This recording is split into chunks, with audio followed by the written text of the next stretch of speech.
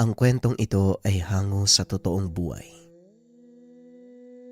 Mula ito sa isa nating kabayan na itago na lamang natin sa pangalang Mang Pasyong. Taong 1980, Cagayan Province. Isang albularyo si Mang Pasyong. Nakatuon ng atensyon sa pagtugi sa mga elemento. Kakatapos lamang ng tag-ani sa malawak na saka ni Mang Soryo, kaibigan niya.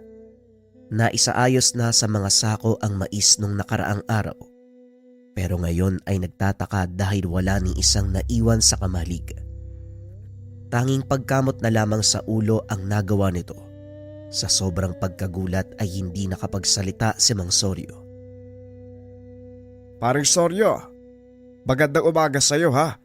Hindi ko napapatagalin pa ang aking pakay. Baka pwedeng makabili ng iilang mais. Eto kasing sikmura ko, gustong kumain ng nilaga. Wika ni Mang Pasyong. Pare, yan nga din ang problema ko eh. Hindi ko alam kung ano nangyari. Kagabi bago ako umuwi, may laman pa ang kamalig. Nasa loob ang mga naaning mais. Pero ngayong umaga walang natira kahit binhiman lang. Ay nako talaga oo. Eto talagang mga magdanakaw. Yan na nga lang ang pinagkakakitaan natin mga pobre. Dadalihin pa. Wala bang nakakita sa ginawa nila? Sa tingin ko hindi kawatan pare. Walang bakas ng pagnanakaw. Di ba albularyo ka? Tignan mo nga ang loob baka may mahanap kang mali.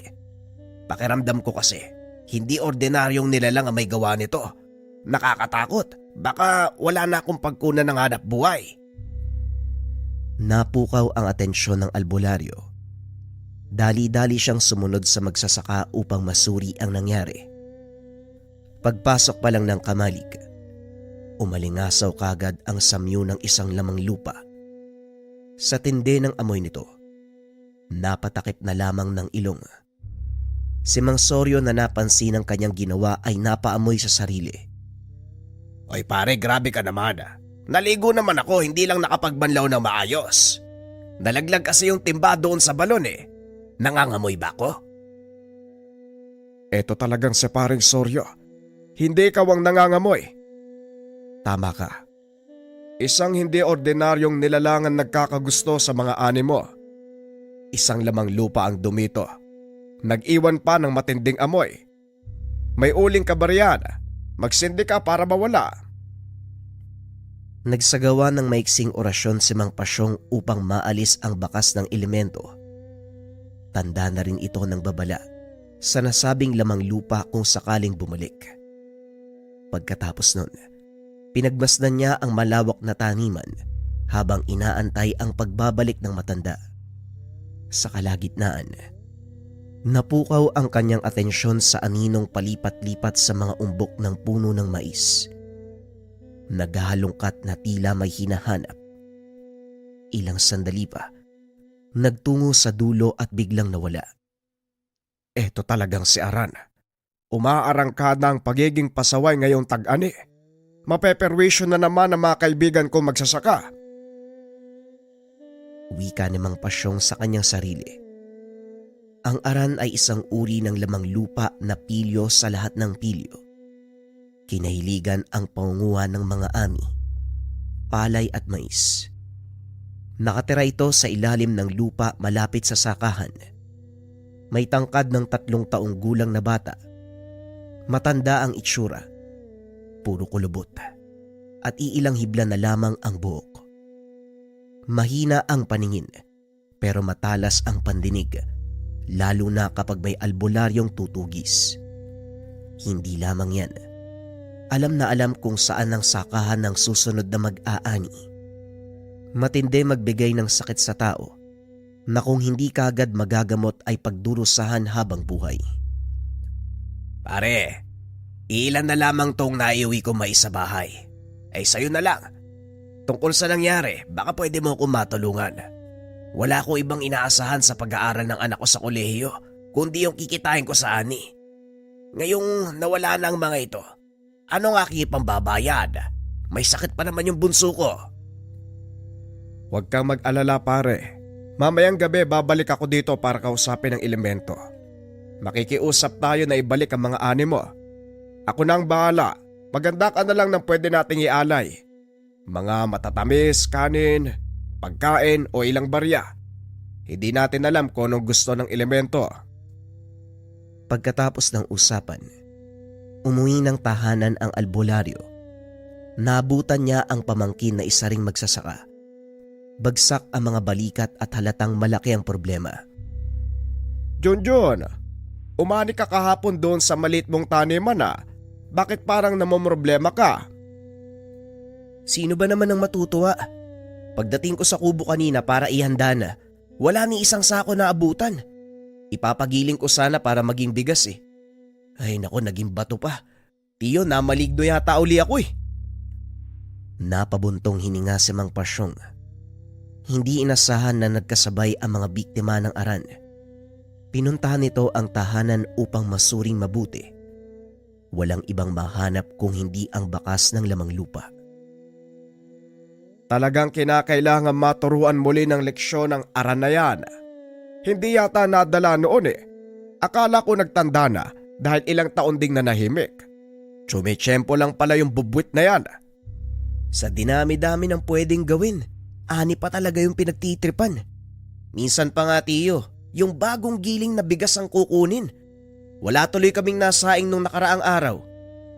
Tiyo, sa palagay ko, puksain mo na yung mga yan, kawawa tayo eh. Ang ganyang uri ng elemento talagang yan ang hilig nila. Hayaan mo sa pagkakataong ito, hihigpitan ko ang pagpaparusa para tantanan tayo. Ang totoo ay mababaw lamang kung magparusa si Mang Pasyong. Ang kanyang pamamaraan ay hindi gaanong marahas. Kakausapin at makikipagsundo muna sa mga elementong nakakasagupa. May nahong aayusin ng walang buhay na namamatay. Hindi katulad sa iba na kamatayan kagad ang hatol. Sa mga albularyong nakilala niya, ito lamang ang tanging ganito. Minsan ay wala siyang mapagpilian. Mapapatay kung hindi madaraan sa usapan at kapag nasagad ang pasensya, depende na rin sa ugali at pakikitungo ng elemento. Kinagabihan, mag-isa niyang pinuntahan ang saka ni Mang Soryo upang isagawa ang ritual ng pagtawag sa nasabing elemento. Kaso nga lang, sinalubong siya ng lamang lupa bago makaabot sa kamalig. Napahinto siya sa paglalakad nang mapansin ng malit na anino na patungo sa kanyang kinakatayuan. Kagaya niya, tumigil din ito at nakapamewang habang nakatingala. Magandang gabi, kaibigan. Anong oras na? Nandito ka pa rin sa ibabaw. Hindi ba dapat nagpapahinga ka na? Aba, kinakausap mo ba ako? Hindi kita kilala, kaya wala kang karapatan na makipag-usap sa akin. Sino ka ba? Hindi kita namukhaan. Talagang hindi mo ako mamumukaan dahil daig mo pa ang bulag. Bakit mahina ba ang paningin mo, kaibigan? Wah, ang lakas ng loob mong magsalita na ganyan. Sa harapan ko pa. Kung sino ko man tumabi ka, wala kong oras na dapat sayangin dahil may kailangan pa ako gawin. Alam ko na yan. Pupunta ka sa kabilang sakahan para tangayin ang mga ani. Hindi pa ba sapat yung nakuha mo kahapon at ngayong araw? Ilang sako na ang nanakaw mo? Talagang... Teka, naamoy kita. Magkapareho kayo ng baho ng albularyo na ilang beses umuli sa akin noon. Magkaboses pa kayo. Kakilala mo ba yung animal na yon? Ang albularyo na sinasabi mo, hindi ko lang kaamoy. Hindi lang kaboses, kamukha ko rin. Pareho kaming may itsura. Dahil lang totoo, ako yun eh. Gulat ang makikita sa mukha ng lamang lupa matapos marinig ang sagot ni Mang Pasyong. Sandali itong natigilan. Nang makabawi ay tatakas na sana pero hinuli ni Mang Pasyong. Huwag ka munang umalis. May nais akong sabihin sa'yo. Sa katunayan, gusto ko makipagmabutihan. Dating gawe, kumbaga. Alam mo naman siguro ang ibig kong sabihin. Sandaling napaisip ang elemento. Nakatingala sa albularyo habang hinihimas ang balbas. Lumakad ito pabalik-balik. paikot-ikot sa nakatayong matanda. Ilang sandali pa, matapos malingat ang albularyo, naglaho siya gamit ang kapangyarihan. Ay nako, napakapilyo. Mapipilitan pa yata kung hatakin ka pabalik ka. Wika namang Pasyong. Matapos malaman na naisahan siya ng elemento, wala na siyang ibang pwedeng gawin kung hindi ang nararapat na proseso. Pagdating sa kamalig, naroon na si Mang Soryo. Kanina pa ito nag-aantay. Naihanda na rin ang mga binilin. Hindi na pinatagal. Nagsagawa kaagad ng ritual. Makalipas lamang ang ilang sandali, muling nakausap ng albularyo ang nilalang. Galit ang bumungad sa kanya. Hindi na ako nasasabik sa presensya mo, kaibigan. Nag-usap na tayo kanina pero nalayasan mo ko. Sa ayaw at sa gusto mo, itutuloy natin ang usapan na yon. Hindi mo talaga ako tatantanan. Alam mong likas na sa amin ang ganitong gawain. Ano pa ang bago? Paulit-ulit na lang tayo sa ganito. Hindi ka ba napapagod? Alam ko, kaibigan. Kaya kita tinawag para magkasundo ulit tayo. Noon naman sumunod ka eh. Maliit na bagay ang ipapakiusap ko. At kung ayaw mong pabalik-balik tayo sa ganitong sitwasyon, abay sumunod ka sa akin. Ang kapal ang mukha nito. Maliit na bagay tapos ilang buwan ako makukulong sa ilalim ng lupa dahil sa orasyon mo. Hoy tanda, kung noon napasunod mo ko, ibahin mo ngayon. Kung ganon, mapipilitan akong gawing habang buhay ang pagkakakulong mo. Ikaw rin. Aba, gagawin mo talaga ang lahat para mapapayag ako, ano? Nakakainis. Ano ba kasi gusto mo? Napangiti si Mang Pasyong. Hindi man nasisilayan ang elemento, pero damang-dama ang presensya at boses. Naramdaman ang pagpipigil nito ng galit. Sa ilang beses na paghaharap nila, tila kilala na ang isa't isa. Huwag kang manguha ng ani. Kung hindi man mapigilan, konti lang ang kunin mo. Hindi yung lahat uubusin.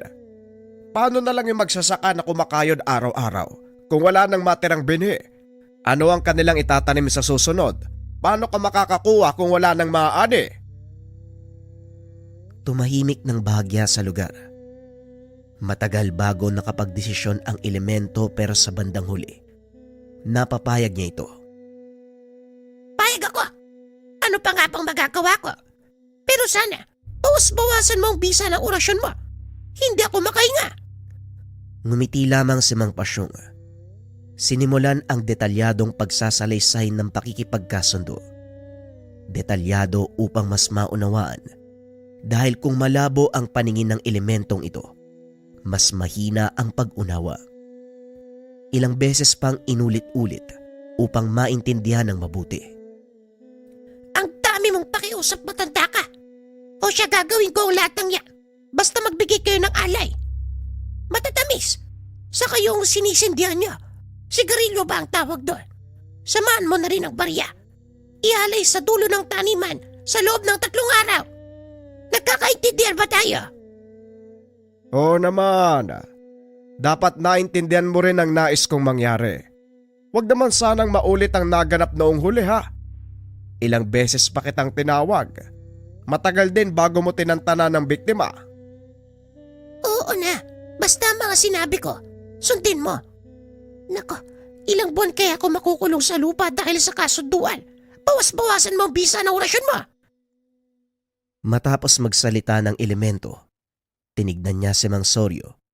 Nakadikit ang 2 kilay sa pagtataka. Pare, wala ka namang kasama sa loob pero parang meron. May kinakausap ka. Hindi ba talaga kayang makita ng ordinaryong tao yung mga ganong elemento? Parang gusto ko makita yung itsura eh.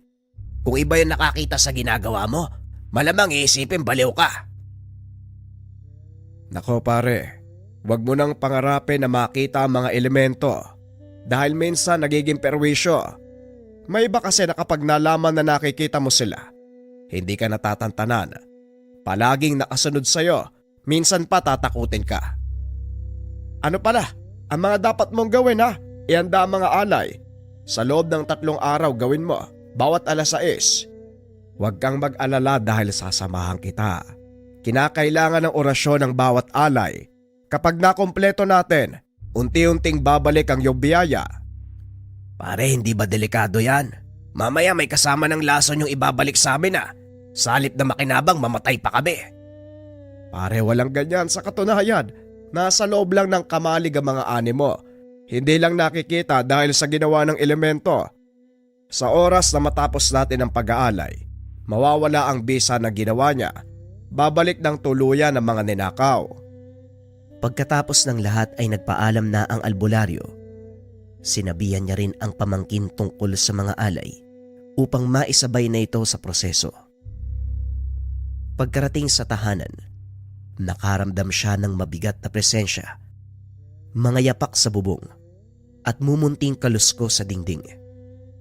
Hindi nagtagal natukoy kung anong klaseng elemento ang kasalukuyang nanggugulo. Ano ba tong nanggugulo, duwende? Nag-usap na tayo Ay nako, ano kayang pakay ng bubuit na to? Kaibigan, alam kong ikaw yan. Hindi na kailangan pang lumikha ng anumang ingay. Kung may pakay ka sa akin, halika mag-usap tayo. Hinila ng albularyo ang 2 bangko. Naupo sa isa. Ang isa naman ay inalok sa elemento. Ilang sandali pa mukhaan silang nagkaharap ng duwende. Masama ang titig sa kanya. Bakit parang ako pa'y may atraso sa'yo? Wala naman akong utang para titigan mo ng ganyan. Ayus-ayusin mo nga yung tingin mo. Ilang taon na tayong magkaibigan, pero hindi mo ako mapagbigyan. Binilinan mo ng pangontra ang dalaga, hindi na ako makalapit. Abat, pasaway ka talaga. Hindi ka ba naawa sa dalagang yon? Sa tuwing paparito para magsumbong, humahagulgol at halatang buong gabing umiyak. Sinasagad mo ang pananakot Binigyan ko ng pangontra para tantanan mo na. Kaibigan, tama na. Maawa ka sa mga kababaryo natin. Hindi, gusto ko talaga ang dalagang yon. Kunin mo ang pangontra. Gusto ko siyang pagmasdan sa malapitan. Nasasabik ako sa kanya. Ay naku naman, Diyos por santo. Hindi kita maintindihan. Bakit ba binabalik-balikan mo si Aling Lagring? Patawarin sana ako nung may kapal sa sasabihin ko. Matandang dalaga yon, malaki yung bunganga. May agwat yung bawat ngipin, minsan lang maligo. Tapos hindi naman kagandahan. Pasama pa yung ugali. Ano ba talagang nagustuhan mo sa babaeng yon? Lakas mo manlait Perpekto ka ba? Mas pangit ka pa nga Gurang na to. Akala mo naman kagwapuhan. Basta, walang makakabigil sa akin. Gusto ko sila grihing. Tanggalin mo ang pangontra. Napakamot na lamang sa ulo ang albularyo. Nagpipigil ng tawa habang hinahatid ng tingin palis ang duwende. Sa bintana pa ito dumaan. Ay nako, nakakatawa talaga to. Kung hindi problema na mabiktima ang laman ng usapan, pag-ibig niya naman. Ibang klaseng magmalang elementong to Hindi nagkakagusto sa magandang babae. Ay talagang doon pa sa malabruha. Walis na lang yung kailangan ng matandang yun, lilipad na yun Pambihira. Bukod sa aran, itong duwende ay isa rin sa elementong nagbibigay ng perwisyo sa kanya. Ilang taon na ang nakalipas magmula nung nagkakilala. Paiba-iba ang binibiktima. Pero ngayong taon ay tanging si Aling Lagring ang binabalikan. Sinabihan na pero may katigasan ng ulo. Patuloy pa rin sa pambibiktima sa matandang dalaga. Kinabukasan maagang nagpunta si Mang Pasyong sa kabilang sakahan. Doon sa hindi pa nakakapag-ani. Dumalaw upang magtanong na rin ng presyo. Kapag mura ang bentahan ay bibili ng maramihan. Hindi lamang para ipagiling, kung hindi upang makapagluto ng pintos. Isang uri ng kakanin na ang pangunahing sangkap ay mais. Natutunan nito sa yumaong asawa na galing sa probinsya ng Cebu. Pero sa halip na presyo ang marinig, problema ang bumungad. Nababahala ang mga magsasaka sa posibilidad na mang biktima ang Aran. Napabuntong hininga na lamang siya habang nakikinig. Sa ngayon nakulong sa kanyang orasyon ng nilalang, kaya kahit papano nabawasan ang problema niya. Makalipas ang ilang sandali, bumalik siya ng tahanan dala ang mais. Habang abala sa kusina, naghahanda ng mga sangkap sa pagluluto ng pintos. Napansin ng albularyo ang presensya ng duwende sa bakuran. Batay sa enerhiya nito ay galit na galit. Nagwawala sa kanyang maliit na taniman. Winawasak ang punla at mga halaman. Hindi na lamang pinuna. Baka imbis na matapos ang gawain, ibang problema pa ang maatupag. Iniwasan na lamang ang kaibigang duwende upang hindi na sila magtalo. Ipinagpatuloy niya ang gawain at natigilan muli nang mapansin ang isang bagay. Umalingasaw ang matinding amoy. Hindi samyo ng anumang patay, kung hindi ng isang duwende. Pero hindi ito ang duwende na nakakausap. May hatid pang matinding banta. Nagmamadali siyang lumabas upang matignan ng paligid. Hinanap ang pinagmula ng amoy.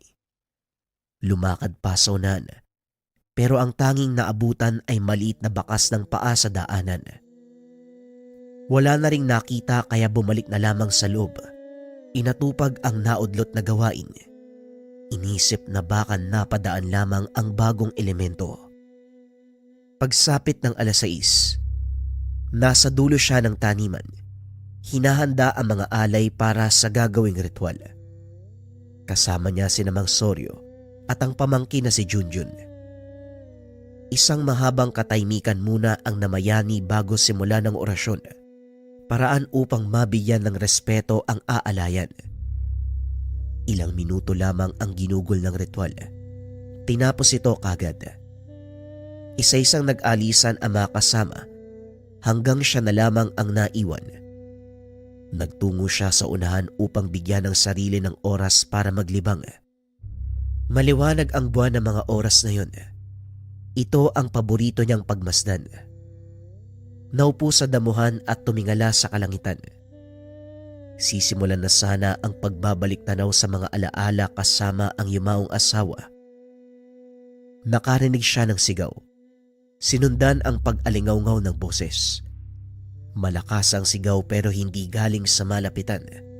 Batay sa kanyang kakayahan, nagmumula ito sa ibang dimensyon. Ay nako, kung kailan ako magbabalik tanaw, umaarangkada na naman ang mga elementong to. Puntahan ko na nga lang ng maayos na. Marahan siyang tumayo. Nakiramdam sa paligid. Nang mapansin ang punso sa unahan, nagkaroon ng ideya kung saan galing ang ingay. Dumakot ng kaunting lupa at inamoy. Pagkatapos ay nagsagawa ng orasyon. Bumungad ang isang duwende sa kanyang harapan. Taglay ang samyo na naamoy niya kanina sa bahay.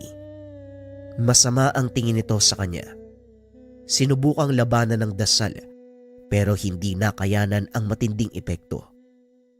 Humandusay na lamang ito at nanghina. Nagtamo ng sugat sa muka matapos tamaan ng pangontra. Ano ba yan? Maingat akong dumaan sa tahanan mo, pero nahuli pa rin pala. Pwede bang hayaan mo na lang ako? Puro ka pangingialam eh. Wala kang ibang ginawa kundi mangialam sa aming buhay. Hindi ba pwedeng magbulag-bulagan ka na lang? Ilang kalahi ko nang napuksa mo. Ngayon ako naman. Kapag ako nakaganti, sisiguraduhin ko hindi magtatagal ang buhay mo. Aba, ang lakas ng loob mong magsalita, matabang duwende. Ikaw naman tong may atraso. Sino ba ang biniktima mo ngayon? Nananahimik ang kababaryo ko, ginugulo mo. Itigil mo na yan. Ikukulong kita sa ilalim ng lupa. Wala ka karapatan na magutos. Isa ka lamang hamak na matanda na walang ibang maisip kung hindi mangialam sa buhay naming mga elemento. Ikaw kamong makinig, tumigil ka sa pangimasok. Huwag mong hintayin na dumating pa ang araw na tugising ka namin. Hindi mo magugustuhan ang gagawin namin. Tumawa si Mang Pasyong. Pagkatapos ay muling nag-orasyon. Tanging pagsigaw na lamang ang nagawa ng elemento. Mas lalong lumaki ang natamong sugat hanggang sa napuruhan ang kanang mata. Nang hindi na makayanan ay lumod ito, nanghingi ng kapatawaran. Huwag mo ko patayin, pangako. Papakawalan ko na ang bata, tama na. Ikakamatay ko kung hindi mo ititigil ang orasyon mo, tama na. Hindi mo ako madadala sa ganyang salita. Kung gusto mong tantanang kita, ibalik mo ang bata. Ora mismo, dalian mo. Sa isang kurap, lumitaw ang batang babae. Wala na sa sarili. Nakatulala at nanghihina. Binalikan ng pansin ni Mang Pasyong ang duwende na nagbabalak pang tumakas. Ang bilis mo naman. Lumingon lang ako sandali. Nagbabalak ka na umalis. Dito ka muna. Hindi pa tayo tapos, huwag kang bastos. Ano pa ba ang gusto mo? Binalik ko na yung bata. Hindi mo ako maiisahan. Meron pang isang bata. Akin na, bago kita tuluyan. Ang liit-liit mo. Nag-iipon ka ng tao dyan sa punso mo. Pagkain ng imbakin mo, hindi ka babaryo ko. Akin ang isang bata. Binalik ng duwende ang isa pang bata. Nakiramdam pa si Mang Pasyong. At dahil wala nang napansing presensya ng tao, tinapos niya ang orasyon. Pero pagdurusa nito ay habang buhay. Hindi na makakapangbiktima ng kung sino, mamumuhay sa kailaliman ng lupa ang duwende. Makikita pa naman ang mundong ibabaw, pero hindi na makakapanggulo sa mga tao. Dinala ni Mang Pasyong ang dalawang bata sa kanilang tahanan matapos alisin ang sumpa na ibinigay ng duwende. 2 araw na palang nawawala ang mga ito. Binalak ng mga magulang na humingi ng tulong sa otoridad, pero nakarating na sila bago mangyari. Salamat sa Diyos at nakita mo ang 2 bata, Pasyong. Ang lilikot kasi ng mga yan eh. Sinabihan ko wag nang maglakwat siya. Yan, natitigas ng ulo. Hindi natin masisisi ang mga bata, Lauro. Likas silang malikot eh. Lalo pa sa murang edad nila. Nasaan ba kasi mga magulang, dapat binabantayan yan. At para sa kalaman mo, hindi basta-bastang lugar natagpuan ko yung 2 yan, ha? May ideya ako. Pasyong tinangay ng duwende mga yan eh. Paano ba kasi? Sa tuwing makikita ang umbok na lupa, lalapit tas doon maglalaro. Ang malala pa huhukayin at wawasakin. Nung nalaman ko, pinagsabihan ko yan eh. Iwasan yung mga punso dahil maaaring may nakatirang elemento. Ayun, tumpak nga. Mas ingatan nyo sa susunod. Wala ka nang dapat alalahanin. Konting oras na lang babalik na yung malay niyan. Naialis ko na yung sumpa ng elemento sa kanila. Pagpahingain mo lamang. May ba tayo? 2 araw na palang nawawala. Tapos ngayon nyo lang naisipang hanapin. Pasensya na ho kayo talaga, Manong. Kahit anong sabihin ko kasi, ang hirap paniwalain ng mga magulang niyan. Maraming salamat ho sa inyo ha. Dumito ho muna kayo para makapagpasalamat man lang kami. Uminom ho muna tayo. Ay nako, wag na. Hindi ako umiinom kapag masyado ng malalim ang gabi. At isa pa, may naiwan akong gawain sa bahay. Magpapaalam na ako. Kung sakaling may reklamo mga bata, sabihan mo ko kagad. Matapos ng kaganapang iyon, ipinagpatuloy ni Mang Pasyong ang buhay. Sa katunayan, ito na talaga ang buhay ng matandang antingero. Paulit-ulit itong nangyayari sa kanya sa tuwing manggagambala ang mga elemento. Kung sa iba salot at disgrasya ang turing sa mga elemento, hindi para kay Mang Pasyong. Maaaring nang bibiktima o naglalaro ang mga kaibigan niyang duwende at aran. Pero kung pag-aaralang mabuti, sila ang dahilan kung bakit sagana ang buong baryo, kung bakit hindi naghihirap ang lahat ng tao sa lugar na iyon. Sa inaba ng panahon niyang nakakasalamuha ang mga ito, wala pa silang pinatay na tao o hayop. Sadyang mapaglaro lamang ang mga duwende at aran. Ito ay natural na sa kanilang buhay. Tanggap ni Mang Pasyong sa sarili na kaya siya nabuhay sa mundong ibabaw upang panatiliin ang balanse sa nasasakupan niyang baryo. Alagaan hindi lamang ang mga tao, kundi pati na rin mga elemento. Para sa kanya, kung salot para sa iba, kayamanan at kaibigan naman, ang tingin niya sa mga elemento. Ang susunod nating kwento mga kabayan ay mahabang isang bagsak. Para sa mga nakapakinig na, pwedeng iskip ang kwento para ito sa mga kabayan natin na gustong magmarathon. Huwag na nating patagalin pa, simulan na natin ang istorya. Ang kwentong ito ay hango sa totoong buhay. Mula ito sa isa nating kabayan na itago na lang natin sa pangalang Ruben. Walang eksaktong taon. Probinsya ng Davao. Huwag na huwag kang pupunta sa bahaging iyon ng kagubatan, Ruben. Masyadong delikado. Bukod sa napakasukal, nagkalat din sa lugar ang mga alimatok. Sinasabi din nila, may naninirahang matandang mambabarang sa lugar. Nang mga panong ito ay 9 na taong gulang pa lamang si Ruben. Lumaki sa pangalaga ng kanyang lolo Mitoy dahil maaga itong naulila sa mga magulang. Ang kanyang ina ay namatay sa aksidente at ang ama ay nasawi sa kalagitnaan ng pangangaso sa kagubatan. Hindi ba doon din sa gubat na yun namatay si tatay? Oo, sa mismong gubat na yon. Pumasok ang tatay mo at hindi na muling nakalabas. Kaya pinagbabawalan kitang pumasok sa lugar. Eh di may mas dahilan akong pumasok doon namatay si tatay. Hanapin ko yung katawan niya para maibalik sa atin at mailibing ng maayos.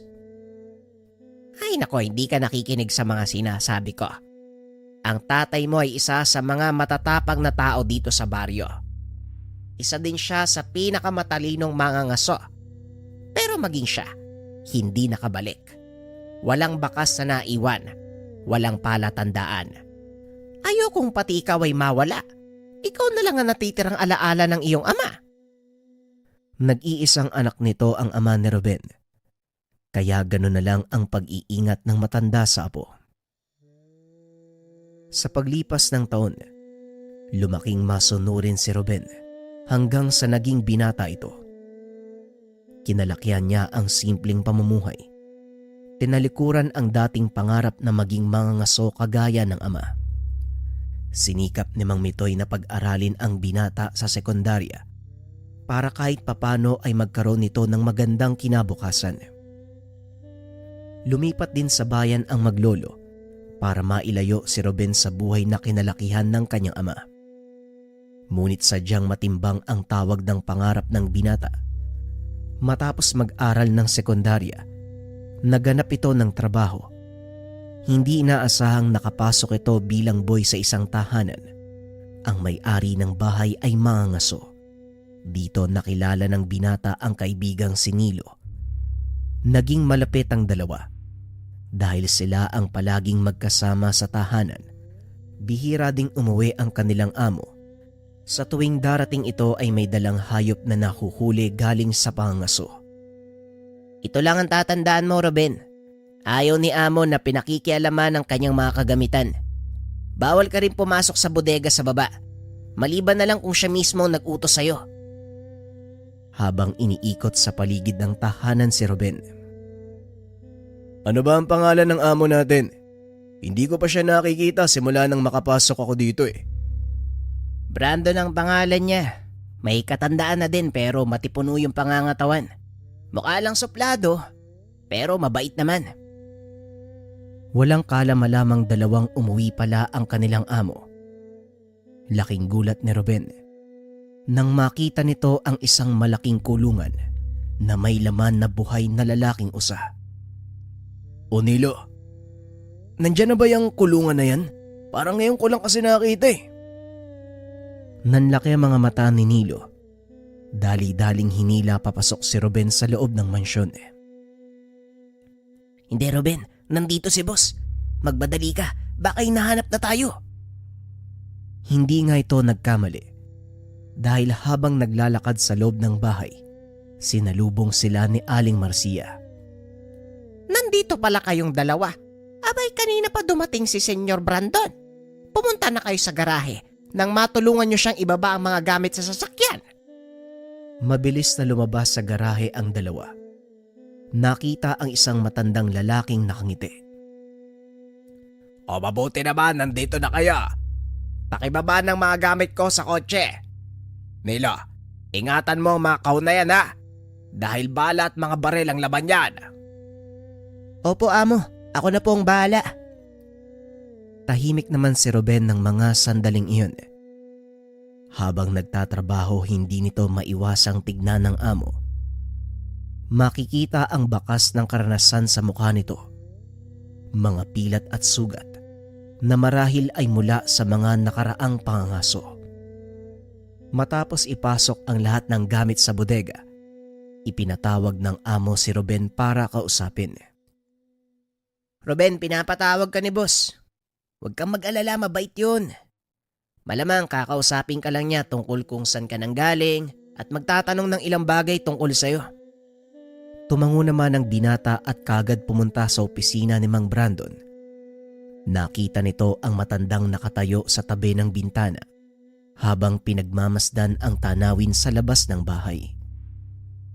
Ikaw pala ang bagong katawang ni Nilo sa gawain dito. Kilala mo naman siguro ako ano? Maaari ko bang malaman kung taga saan ka at paano ka napunta dito sa bayan? Oho, naipaliwanag ko sa akin ni Nilo ang lahat. Nakatira po ako dun sa kabilang baryo malapit sa paanan ng kabundukan. Naganap lang po ako ng mapapasukan dito sa bayan para kahit papano matulungan ko naman po yung lolo ko. Malapit ka pala sa kabundukan.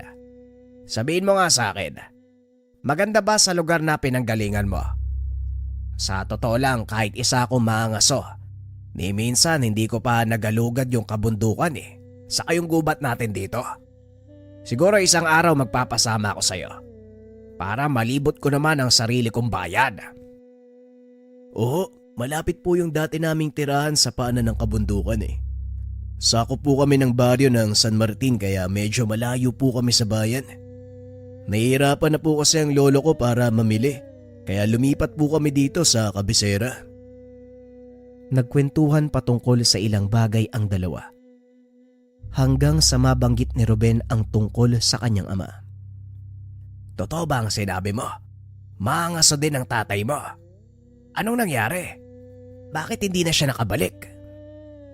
Hindi ko po alam ang totoong dahilan kung bakit hindi na nakabalik yung tatay ko pero ayon kay lolo, pumasok sila sa kagulangan tapos hindi na muling nakalabas. Marami na akong naririnig na kababalagan sa bahaging yon ng gubat. Ang sabi ng ilan, may mambabarang daw na nakatira sa lugar na yon. Kaya natatakot ang maraming mangangaso na pumasok May ilan namang nagsabi na pag-aala-gala daw sa lugar na yon ng isang amumongo. Noon gusto ko ring pasukin ang lugar na yon pero kalaunan, hindi ko alam kung bakit biglang nawala yung interes ko Sinabi ko din kay lolo noon paglaki ko, hanapin ko si tatay para maiuwi ang bangkay niya. Pero gaya nyo, nawala rin yung interes ko na pasukin yung kagulangan. Sa isip-isip ko, wala naman ako mapapala dun Hindi nito inaasahan ang susunod na sasabihin ng amo. May karanasan ka ba sa pangangaso, Ruben? Sa nakikita ko sa'yo, batak ang katawan mo Sanay ka sa mabigat na trabaho kaya naisip ko, baka kahit papano may alam ka sa panguhuli ng mga hayop. Marunong po akong manghuli ng ibon at maliit na hayop, pero hindi po kagaya nyo. Sapat na yung karanasan na yon. Sa susunod na lakad ko isasama kita ha. Sasanayin bilang maangaso. Nakikita kong malaki ang pag-asang maging mahusay ka sa larangang ito.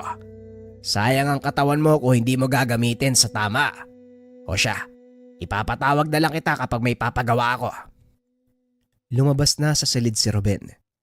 Dumiretso sa labas ng tahanan kung nasaan si Nilo. Kasalukuyan itong naguhugas ng sasakyan ni Mang Brandon na punong-puno ng putik. O ano, nakilala mo na yung amo natin? Oo, nakilala ko na siya at gaya ng sinabi mo, may pagka-strikto pero nararamdaman kong mabait siya Inaya niya pa nga akong sumama sa pangaso Talaga? Bihirang mag-aya si amo sa mga katulong niya. Maswerte ka kung ganun Nakuha niya kagad ang tiwala mo. Matapos ang trabaho ay nagpahinga ang dalawa. Kinabukasan maagang bumangon upang maglinis sa paligid. Habang nagwawalis, ipinatawag ni Mang Brandon si Ruben. Bakit po, amo? May kailangan po ba kayo? Ruben, halika. Samahan mo ako sa bodega. May ilang bagay akong gustong ipakita sa'yo. Sa susunod na linggo, lalakad uli ako eh. Mangangaso ako at gusto kong sumama ka. Sumunod ang binata papunta sa bodega. Tumambad sa kanya ang napakaraming koleksyon ng baril at iba pang kagamitan sa pangangaso. Ang mga nakikita mong kagamitan ay ilan lang sa mga paborito kong gamitin. Mamili ka sa mga baril na yan at tuturuan kita kung paanong gamitin. Hindi makapaniwala si Ruben sa sinasabi nito. Walang pagdadalawang isip siyang lumapit sa mga nakasabit na baril at nagsimulang mamili. Ngunit walang natipuan ng binata, kaya naman ibinaling nito ang tingin sa mga pana. Mas gusto ko pong gamitin ng isang to. Tahimik, tapos magaan. Haba mahusay ah. Alam mo kung ano ang dapat gamitin. Tamang-tama. Dahil baboy ramo ang bala kong hulihin sa susunod na linggo.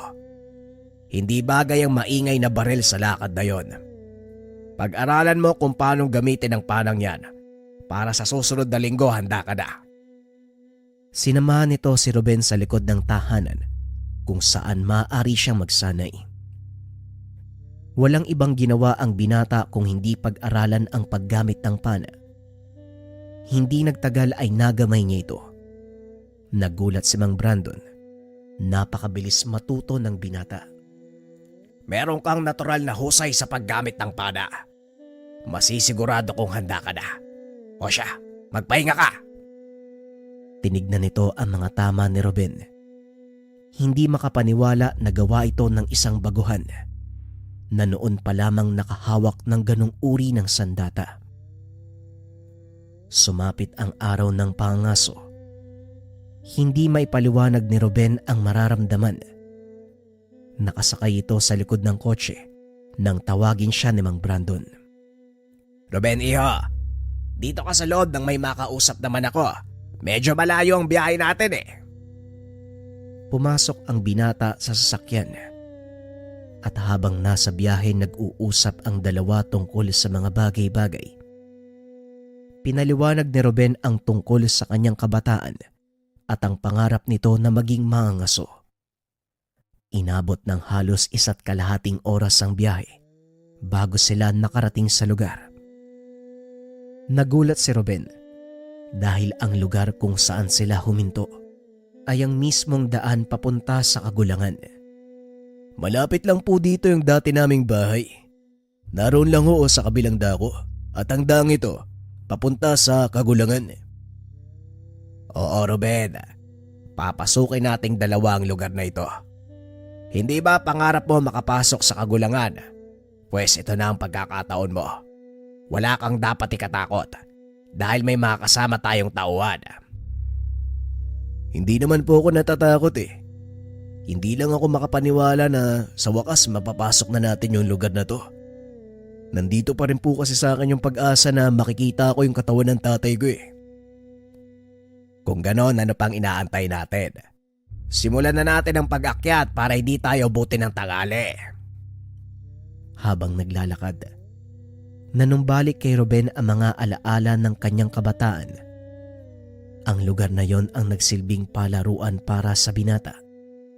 Ilang taon ang nakalipas nang umalis sila sa lugar, kaya malaki ang pinagbago ng paligid. Lalo nang kumapal ang mga puno at halos hindi na makita ang dating daanan.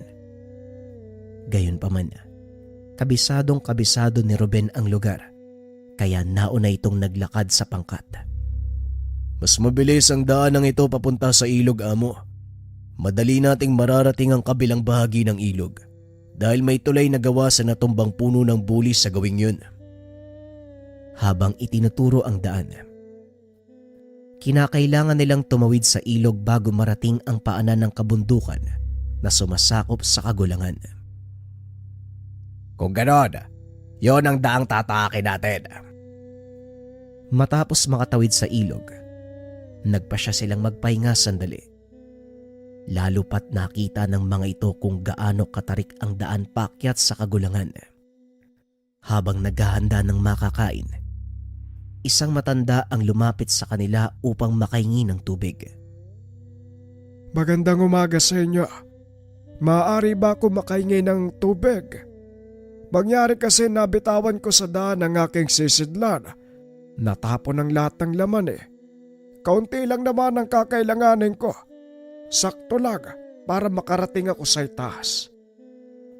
Nagulat si Ruben sa sinabi nito. Alam niyang walang nakatira sa kagulangan. Pero dahil sa haba ng panahong nawala siya, naisip ng binata na maaaring may ilang residente ang naninirahan sa bandang paanan nito. Bigyan mo ng tubig ang ating panauhin, Ruben, nang makatuloy siya sa paglalakbay. Kinuha ng binata ang sisidlan nito. Nilagyan ng tubig. Bago umalis ang matanda, nagtanong ito sa kanya kung ano ang pakay nila sa lugar. Napapansin ko, sa loob ng mahabang panahon, kayo pa lang ang grupong nagpunta sa lugar na ito. Maaari ko bang malaman ang pakay nyo? Papasukin namin ang kagulangan, Manong. Mga mangangaso ang kasama ko. Mga ngaso, ano naman ang huhulihin nyo sa kagulangan? Ay parang wala naman akong nakikitang hayop doon na pwede nyong tugisin. Mamaya niyan, kayo pa ang habulin ng mga yon at gawing hapunan. Napatayo si Mang Brandon dahil sa sinabi nito.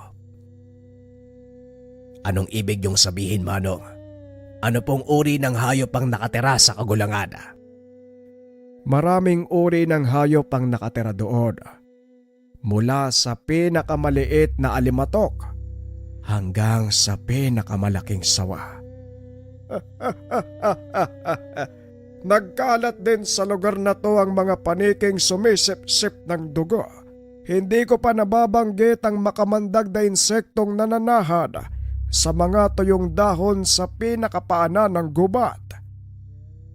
Mukhang masaya nga ang pumasok sa kagulangan, Maraming salamat sa pagpapaalala, Manong.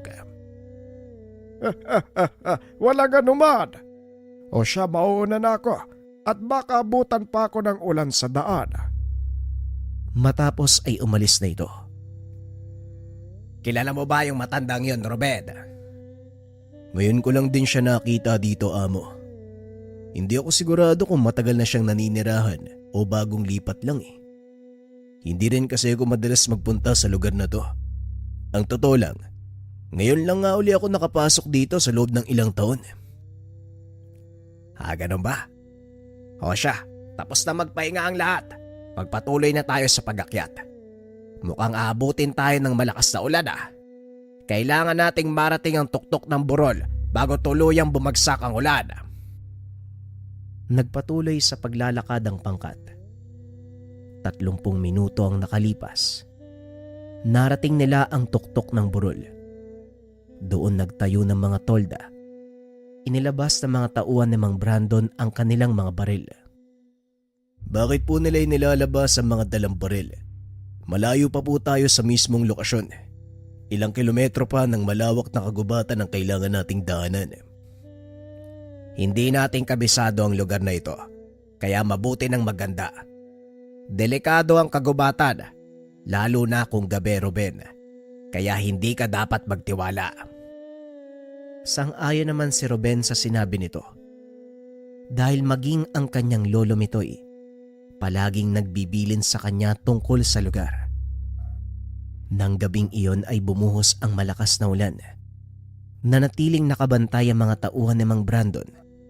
Hindi rin makatulog si Ruben dahil ito ang unang beses niyang matutulog sa kagubatan sa loob lamang ng isang tolda. Kinabukasan maagang nagsipagbangon ng pangkat at habang nagpapakulo ng tubig para sa kape. Muli na namang nakita ni Ruben ang matandang nangingi sa kanila ng tubig. Meron siyang pasan ng mga tuyong kahoy. Inilapag ito ng matanda at naupo upang magpahinga.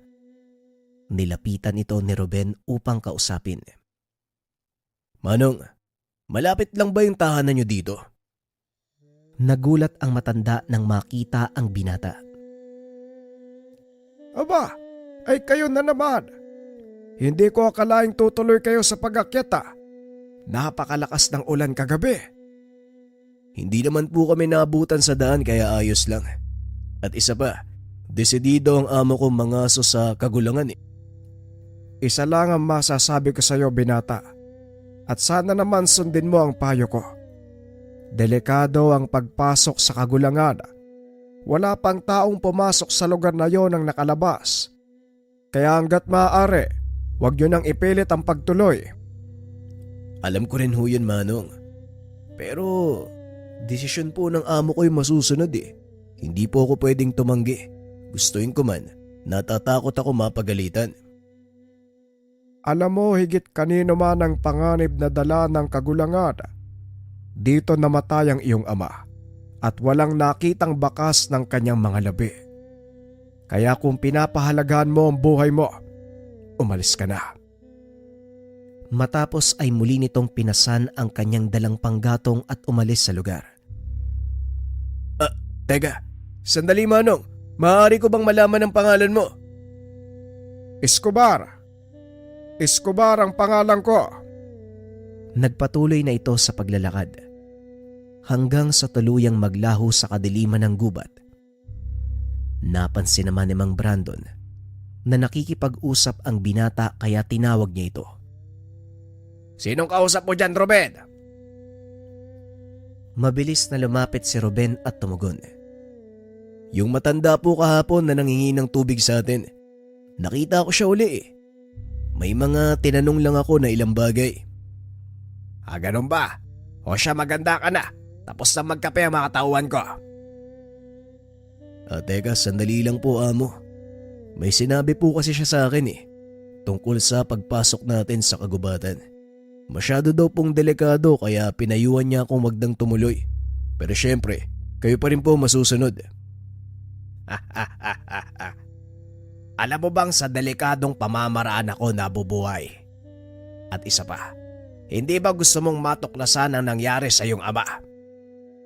Oo naman po amo. Gusto ko rin po iuwi ang mga bangkay niya para mabigyan ng maayos na libing. Pangarap ko ito simula pa pagkabata. Kung ganon, wala naman palang dahilan para hindi tayo tumuloy. Ngayon kung handa ka na, aalis na tayo. Nagsimula nang umakyat ang pangkat nila Ruben at habang papasok sila sa lugar, lalong kumakapalang mga puno at mga baging na nakabalot sa mga ito. Mukhang totoo nga na walang nakakapasok sa gubat na ito ah. Wala pa akong nakikitang palatandaan o bakas na mga tao. Nasa bungad pa lang sila ng kagulangan ng mga sandaling iyon, ngunit nahihirapan ng makapasok ang pangkat. Kagaya nga ng sinabi ni Lolo Timoy, mahirap pasukin ang gubat na ito, kaya paniguradong mahirap ding makalabas. Sa isip ng binata, ito marahil ang dahilan kung bakit hindi nakabalik ang kanyang ama. Patuloy na naglakad ang pangkat. Napansin ng binata na hindi naghahanap ng pwesto ang mga tauhan ni Mang Brandon na tila ba may kung anong sinusuyod sa agubatan. Mukhang mailap ang hinahanap ko ah. Maganda kayo dahil baka manatili tayo ng ilang araw dito. Inabot lang ng maghapon ng pangkat sa loob ng gubat. Ngunit hindi man lang sila nakakita ng kahit ligaw na hayop na maaari nilang hulihin. Bumalik ang mga ito sa paanan ng kabundukan upang magpalipas ng gabi. Kinausap ni Mang Brandon ang mga tauhan. Hindi sinasadyang narinig ni Ruben ang mga ito. Mukhang wala naman sa lugar na to yung hinahanap nyo, boss. Talagang mailap ang isang yon. Lalo pat alam niyang tinutugis natin siya. Wika ng isa sa mga tauhan ni Mang Brandon na itago na lang natin sa pangalang Bart. Hindi ako titigil hanggat hindi ko nahanap ang mambabarang na yon. Nanlaki ang mga mata ni Ruben nang marinig ang sinabi ng matanda. Napagtanto nito na hindi hayop ang tinutugis ng grupo kung hindi isang mambabarang. Sa isip niya, ano ang magiging panama nila sa isang mambabarang? Alam ni Ruben ang kakayahan ng mga ganitong nilalang. Marahang naglakad ang binata palayo. Hindi ito nagpalata.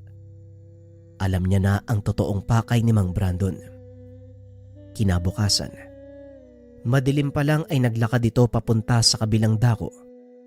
Sinubukan ni Ruben na hanapin ang tahanan ni Tandang Escobar. Hindi naman nabigo ang binata.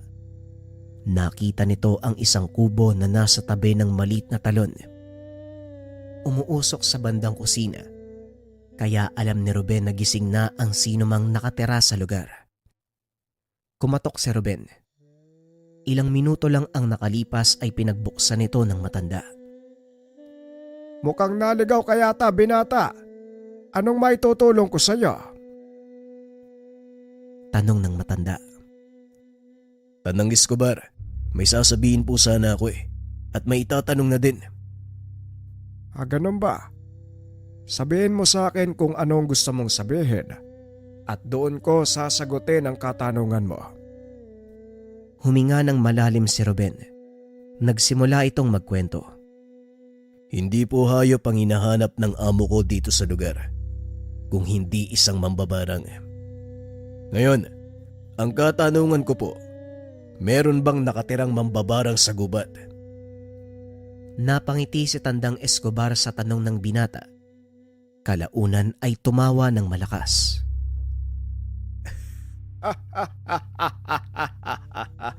Mambabarag? Nako, paano naman nasabi ng amo mo na may mambabarang sa lugar na ito? Ang mga taga-syudad talaga, oo. Ang mabuti magkape ka muna nang mainitan niyang sikmura mo kung ano nung sinasabi mo . Yun po ang narinig ko sa kanila at hindi sila titigil sa pagsuyod sa buong kagulangan hanggat hindi nila nakikita ang mambabarang na yun. Hindi ko alam ang buong kwento, Manong, pero sigurado kong seryoso ang amo ko.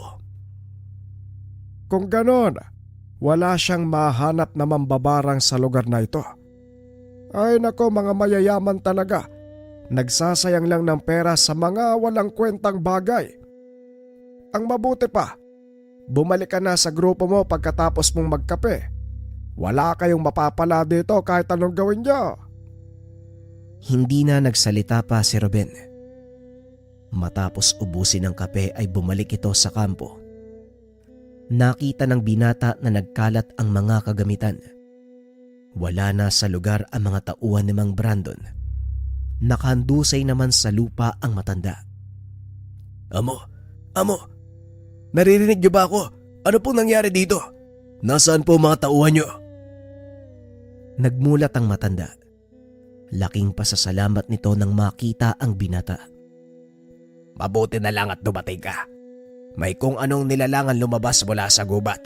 Sinugod kami. Maraming maliliit na itim na hayop, mukhang paniki. Pero alam kong hindi pangkaraniwang paniki ang mga yon. Isa-isang kinagat ang mga tauhan ko. At ang malaking nilalang naman, tinangay ang mga walang malay nilang katawan. Habang nagpapaliwanag ang matanda, biglang nakarinig ng kaluskos si Ruben. Kaya dali-dali nitong dinampot ang kanyang pana. Inalalayan si Mang Brandon papunta sa ligtas na lugar. Dito lang po kayo, Manong. Hindi po ligtas sa paligid. Alam kong nandito pa kung ano ang sumugod sa inyo. Habang nakatutok ang pana, iniikot niya ang tingin sa lugar. Pilit hinahanap kung saan magmumula ang nilalang. Nakahinga ng maluwagang binata nang makita si Tandang Escobar. Naglalakad dito papunta sa kanila. Ibaba mo yung pana mo, makakasakit ka lang . Ano ba ang nangyari dito? Tanong ni Tandang Escobar. May kung anong sumalakay sa amin . Hindi mapaliwanag ni amo pero tinangay nito mga tauhan niya papasok ng kagubat. Mukhang alam ko na kung ano ang may gawa nito. Magbadali kayo at doon tayo sa bahay. Mas ligtas kayo sa lugar. Sa susunod ko na ipapaliwanag. Ang mahalaga, makalis kayo sa lugar na ito. Mabilis namang inakay ni Ruben ang amo. Dinala sa tahanan ng matanda. Nagpaiwan naman ito para siguraduhin hindi sila masusundan. Inihiga ni Ruben ang amo sa isang papag habang tinitignan ang katawan kung meron bang sugat. Sa tanang buhay ko, ngayon lang ako nakaengkwentro ng ganong uri ng nilalang. Hindi ko alam kung saan ito nanggaling eh. Nagulat ako dahil biglang lumitaw sa harapan ko ang halimaw. Huwag po muna kayo magsalita, amo. Maaari pong makasama sa inyo ang sobrang pag-iisip. Tumayo ito at kumuha ng mga halamang gamot sa labas ng bahay. Hindi sinasadya. Nakita ang isang aninong nakatago sa likod ng puno. Pasimple ang binata na hindi niya ito napansin. Patuloy lang sa pagkuha ng mga dahon. Bumalik sa loob ng kubo pagkatapos. Sumilip si Ruben sa maliit na siwang at muling nakita ang anino. Sa pagkakataong ito, figura ng isang taong nakatakip ang muka ang nakita niya. Dinampot ni Ruben ang pana. Itinutok ito kay Mang Brandon. Ano bang ginagawa mong bata ka? Ibaba mo yan at baka makasakit ka. Pasensya na po, pero hindi niyo ako maluloko. Alam ko na ang lahat. Palabas niyo lang ang biglang pagkawala ng mga tauhan niyo. Patuloy na nagkaila ang matanda. Ano bang sinasabi mo dyan? Sa palagay mo, pepekein ko ang pananakit sa akin. Ikaw mismo ang tumingin sa katawan ko, hindi ba? Oo, ako nga ang tumingin. Taliwas sa kwento mo ang mga sinasabi ng pasamo sa katawan. Kung paniki ang sumalakay sa inyo, hindi ito magdudulot ng pasasabatok at bandang dibdib.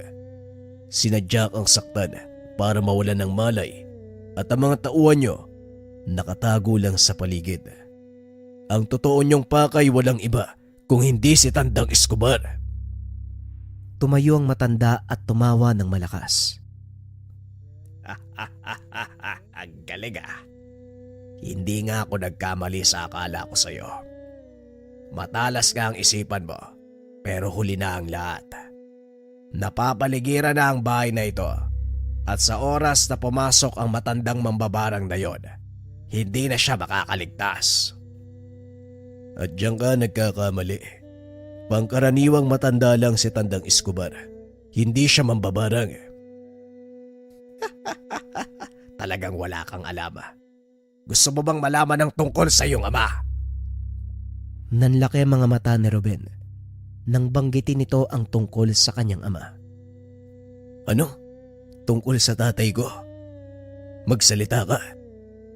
Hindi ko alam kung nagkataon ba ang lahat o sinadyang magkita tayo. Pero kasama ko sa pangangaso ang iyong ama bago siya mawala. Alam mo ba kung sinong may kagagawan? Walang iba kung hindi ang pinagtatanggol mong matanda. Napatay ng mabangis na hayop ang tatay ko, kaya hindi siya nakabalik. Huwag mo kong linlangin. Muling tumawa ng malakas si Mang Brandon at nagsalita. Namatay nga ba ang iyong ama? Mukhang nagpapaniwala ka sa isang malaking kasinungalingan, bata. Naroon ako nang mangyari ang lahat. Tanging ako lang ang nakaligtas sa aming pangkat. Tugon ni Mang Brandon. Bigla namang bumukas ang pintuan at pumasok ang malakas na hangin. Nabitawan ni Ruben ang palaso. Dahilan para tamaan sa binti si Mang Brandon. Napasigaw ito dahil sa sakit. Kagad siyang napaluhod sa lupa. Pumasok naman sa kubo si Tandang Escobar. Huwag mong lasunin ang kasinungalingan ng isip ng binatang ito. Ruben, pumunta ka sa likuran ko. Bilisan mo! Dali-dali namang naglakad si Ruben papunta sa likod nito. Habang si Mang Brandon naman, binubunot ang palasong bumaon sa kanyang binti. Hindi ko akalaing magkikita pa tayo uli. Sasabihin ko sa iyo ang totoo, tanda. Masaya ako dahil nagkaroon ng ikalawang pagkakataon para patayin ka at makagante sa ginawa mo sa mga kapatid ko. Magaling ka rin eh. Hindi kita nakilala nung umpisa. habang bumubunot ng itak. Alam mong walang magagawa ang itak na yan sa kapangyarihan ko. Binalaan na kita una pa lang. Hindi kayo dapat pumapasok sa isang pinagbabawal na lugar. Pinagbayaran ng mga kapatid mo ang kanilang kasalanan. Samantalang ikaw ay nagpakaduwag. Nagtago sa likod ng isang mabuting tao. Teka, ano pong ibig niyong sabihin? Sinong tao ang tinutukoy niyo? Walang iba kung hindi ang iyong ama. Ginawa siyang pain ng duwag na ito para makatakas. Teka, ano bang nangyayari? Gusto ko pong malaman ang katotohanan, Manong. Kung ganon, hayaan mong ipaliwanag ko sa iyo ang buong pangyayari. Ikinumpas ni Mang Escobar ang kanyang kamay. Nawalan ng malay si Mang Brandon. Saka nito sinimula ng kwento. Nangyari ang lahat ng sapilitang kunin ni Mang Brandon ang isang mutya sa gitna ng gubat. Ito ang binabantayan ni Tandang Escobar at bilang nag-iisang ermitanyo sa lugar. Katungkulan at panata niya, pangalagaan ng kanyang buhay ang nasabing mutya. Ito ang nagbibigay ng buhay sa kagulangan, kaya naman hindi hinayaan ng matanda na makuha ito ninuman. Ngunit sa kasamaang palad, nakalusot ang pangkat ni Mang Brandon. Matagumpay nila itong inilabas sa kagubatan. Lingid sa kalaman ng mga ito na ang kaakibat ng mutyang iyon ay ang sumpa ng kamatayan ng sino mang kaluluwang pumasok sa kagubatan. Nagsimulang kumalat ang kadiliman mula sa pinakasentro ng kagulangan. Dahil sa sobrang sukal ng lugar, hindi kagad nakalabas ang mga mangangaso. Kasama ni Mang Brandon ang ama ni Ruben. At para makaligtas sa kamatayan, inilagay ni Mang Brandon ang mutya sa bulsa ng ama ni Ruben. Itinulak ito pabalik. Kinain ng kadiliman ang ama ni Ruben. Magmula noon ay hindi na muli pang nakita. Hindi mapigilan ni Ruben ang galit nang marinig ang kwento ni Tandang Escobar. Sa hindi mapaliwanag na dahilan, alam niya na nagsasabi ng totoo ang matanda.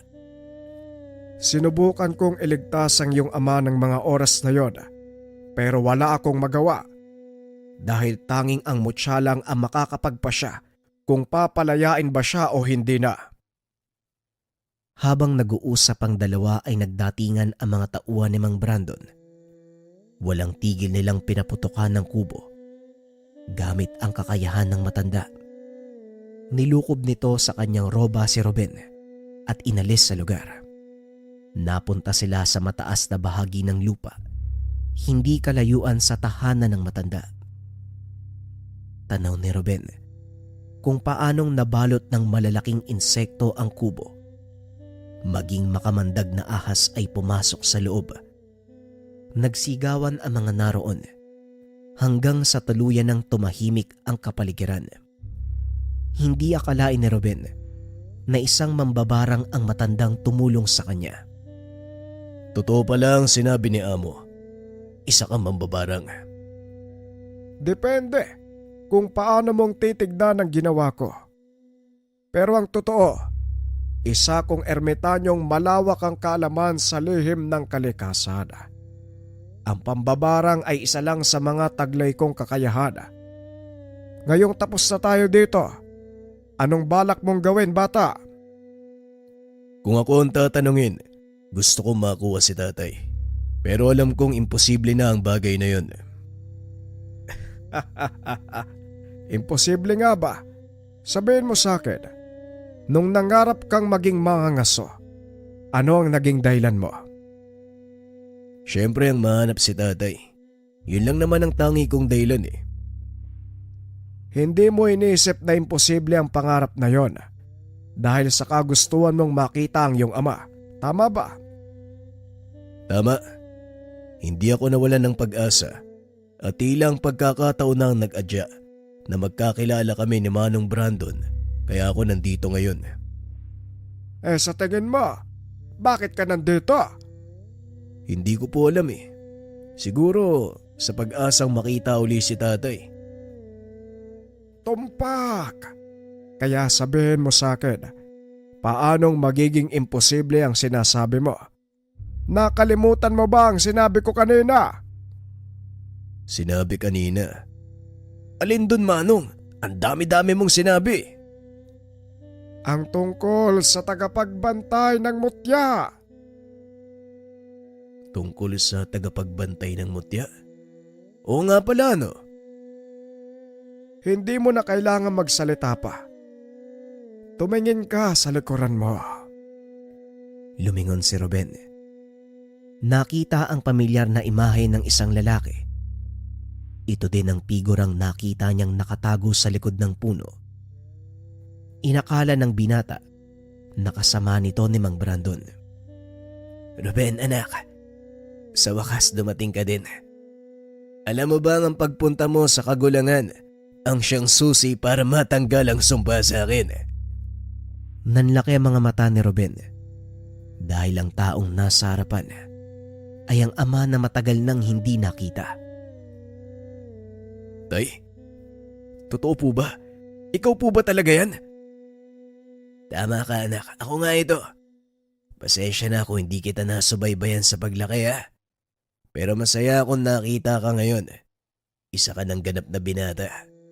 Napakalaki ng pagpapahalaga sa lahat ng bagay. Hindi naman kita sinisisi, tatay. Maging ako masaya na nakita ka. At sa wakas malaya ka na. Makakauwi ka na sa tahanan. Gaya ng pinangarap namin ni Lolo Mitoy. Pero hindi pa tapos, anak. May isang bagay pa akong kailangan gawin. Hayaan mong tulungan ko kayo. Dito man lang makabawi ako eh. Ano po bang kailangan gawin? Si Brandon ay kasapi ng isang samahang nangongolekta ng mga elemento. Ang kanyang bodega, isang malaking kulungan ng mga nilalang na nahuhuli namin noon sa pangaso. Hindi pangkaraniwang mga hayop ang hinuhuli namin. Kung ganon, sasamahan ko po kayo, tay. Alam ko po kung nasaan ang bodega ni Mang Brandon. Pero may mga nakabantay sa lugar na yun eh. Hindi tayo basta-basta makakapasok. Kami na ang bahala doon. Kailangang pakawala ng mga elemento, lalo pat wala na si Brandon. Maaari silang mamatay. Aba, matagal-tagal na din akong hindi bumababa sa syudad ah. Ay sige, asahan mo ang tulong ko sa Tor. Kailangan ko po talaga ng tulong nyo, Manong. Matapos ang pag-uusap ay umalis na ang tatlo. Mabilis na lang narating ang tahanan ni Mang Brandon. Gamit ang kakayahan ni Tandang Escobar na makalapit sa isang lugar ng mabilisan. Nakapasok ang mga ito sa bakuran ng walang kahirap-hirap. Bagay na ipinagtataka ni Nilo nang makita nito si Ruben. O Ruben, sino itong mga kasama mo? Nasaan si Amo? Sa kasamaang palad, wala na si Amo. Kaya kung ako sa'yo, uuwi na ako. Wawasakin namin ang lugar na to. Naglakad ito papunta sa bodega at binuksan ang pintuan. Oy Ruben, anong ginagawa mo? Magagalit si... Hindi nito naituloy ang sasabihin. Biglang tumakbo papasok ng bodega si Sator. Kasunod nito si Tandang Escobar. Hindi na pumasok pa si Ruben. Kinausap nito ang kaibigan tungkol sa naganap. Ikinalulungkot ko, Nilo. Pero wala na si Mang Brandon. May ginawa silang hindi maganda sa kagulangan. Kaya naman pinarusahan sila. At ang laman ng bodegang ito, hindi mga gamit, kung hindi mga elemento. Mga nilalang na kinulong niya sa lugar. Ilang sandali pa nagpakita na ang mga elementong sinasabi ni Ruben. Nagulat si Nilo. Nagtakbuhan palabas ng bodega ang mga sigbin, ang gitay at mga tikbalang. Hindi kinaya ni Nilo ang mga nakikita, kaya nahimatay ito. Maya-maya pa lumabas ng bodega sina Tandang Escobar at Sator. Tapos na ang misyon ko dito. Maaari na akong bumalik sa kagulangan. Ikaw naman, Sator, nagawa mo na ang dapat mong gawin kaya malaya ka na. Maraming salamat po sa inyo, Tanda. Sa wakas makakasama ko na din ang pamilya ko. Pero hindi dito nagtatapos ang aking katungkulan. Simula nang manatili ako sa loob ng kagulangan, naging panata ko na ang pangalagaan nito. Kaya itutuloy ko ang gawain ngayon hanggat may hininga ako. Kung ano man po ang sinimulan nyo, ipagpapatuloy ko, tay. Ito lang ang tanging magagawa ko para sa inyo. Matapos ang kaganapan, muling bumalik sina Sator at Ruben sa kanilang tahanan. Naroon nito sa paanan ng bundok. Hindi masukat ang saya ni Mang Mitoy dahil sa wakas nakita nito ang kanyang anak na noon ay inakalang patay na. Hindi naging madali ang lahat para sa kanila. Maraming pagsubok ang pinagdaanan ng mag-ama dahil sa sinumpaang tungkulin. Kabilang dito ang pagtigil sa mga mangangaso na nagtatangkang pumasok sa kagulangan. Samantalang si Tandang Escobar naman, hindi na muling nakitang bumaba ng bayan. May nakapagsabing nanatili ito sa pusod ng kagulangan para bantayan ang mutsyang bumubuhay dito. At dahil sa pagnanais na magampanan ng maayos ang katungkulan, hinanap ni Ruben ang matanda upang magpaturo ng mga nalalaman nito sa aral ng kalikasan. Hindi naman nabigo ang binata. Alam nito kung saan hahanapin si Tandang Escobar. Tignan mo nga naman oo. Talagang napakatalas ng pang-amoy mo. Paano mo ko nahanap dito? Sinundan ko lang ang halimuyak ng ginawa niyong kape. Kakaiba yung amoy nun eh. Bukod tangi sa lahat kaya mabilis kong nahanap. Hindi na ako magtatanong pa kung anong pakay mo. Sige, tuturuan kita. Pero ang tanong ko, handa ka bang harapin ang mga kakibat na pagsubok? Hindi ako maglalakbay ng ganito kalayo kung hindi ako handang humarap sa mga pagsubok mo, Tanda. Kung ganon, simulan na natin ang pagsasanay. Sa paglipas ng mga taon, naging matagumpay si Ruben sa pagsasanay. Nang matapos ito, inutusan siya ng maestro na bumalik sa bayan upang manggamot. At bukod sa panggagamot, tinuruan din ni Tandang Escobar ang binata ng mga kaalaman ng barang. Ang kaalaman ng barang, gagamitin mo lamang kapag wala ng pag-asa o huli na ang lahat. Hindi ito ginagamit para manakit ng kapwa Ruben. Huwag po kayo mag-alala, Tandang Escobar. Dahil hindi po pananakit ang dahilan ko kung bakit ako nag-aral sa ilalim ng iyong paggabay. Kung ganon, humayo ka. Tuparin ang iyong misyon. Doon ka pa lamang matatawag na ermitanyo kapag nakumpleto mo ang 10,000 pamamaraan ng panggagamot. Lahat yan ang itinuro ko sa iyo. Tandaan mo, Ruben, hindi madali ang daan ng pagiging ermitanyo.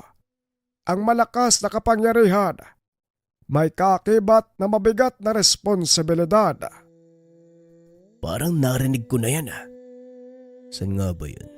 Pero seryoso ako, Tanda. Huwag kang mag-alala dahil hindi ko sasayangin ang tinuro nyo. Sa pagdaan ng panahon, marami ang natulungan ni Ruben. Ni minsan hindi inakala ni Mang Mitoy na magiging manggagamot ang kaisa-isang apo. Ganun pa man, masaya ang matanda dahil nagkaroon ng kabuluhan ang buhay ng binata.